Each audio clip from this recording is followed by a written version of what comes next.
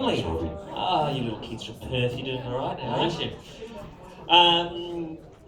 So, year that's gone, Ian, let's start with you just for a moment because it's probably been even stranger for you. But the year that's gone has been, I imagine, reasonably hectic. It's been hectic, but it's been awesome. Yeah, how do you deal with the dual behaviour that's been going on? I think I'm surrounded by some really awesome people, and I'm surrounded by some really talented players and management and whatnot that are getting better and better as month and month goes on at their communication. And I'm just surrounded by good people that are understanding people and super talented. We pay him to say that. Yeah. So Quite a bit, I'd say.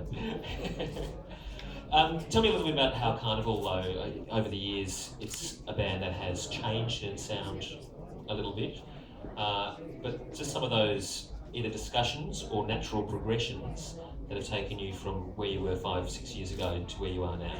What's been the trajectory for you? It's nothing we really talk about. It's just the unsaid rule of Karnivool is that we just want to challenge ourselves, basically, and that's what we're in it for, and that's where we find the fun, basically. So we don't want to repeat an album again, and I don't think we've done that yet. So it's all fun and games, basically. That's what we're in it for. And you mentioned the Perth music scene and how wonderful it is to play there. How is it at the moment? It's alive, as it always is, I think. It's always been really, really good. It's always had many bands coming out and a good live scene. And for some reason now, I think because it's more accessible, it's more exposed, there's more bands getting light shone on them. But there's always been great music coming out of that city.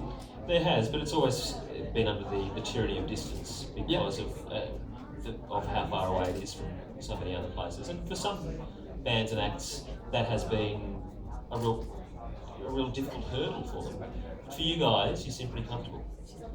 Yeah, I don't know, maybe because what this band does, it targets a certain type of listener. We found those people a long time ago, and we found out kind of what happens in this country as far as what we do music a long time ago, and we just built on that. So we didn't necessarily have to leave the home turf to go. It just kind of over time as this natural progression, and now we sort of go out and do what we do, and everyone reacts to it. Yeah. You know? How has the popularity of you as a frontman in both bands, how has that affected you in terms of performance, presentation, songwriting, all those sorts of things? Does it have any effect? I don't know. I think the two are very separate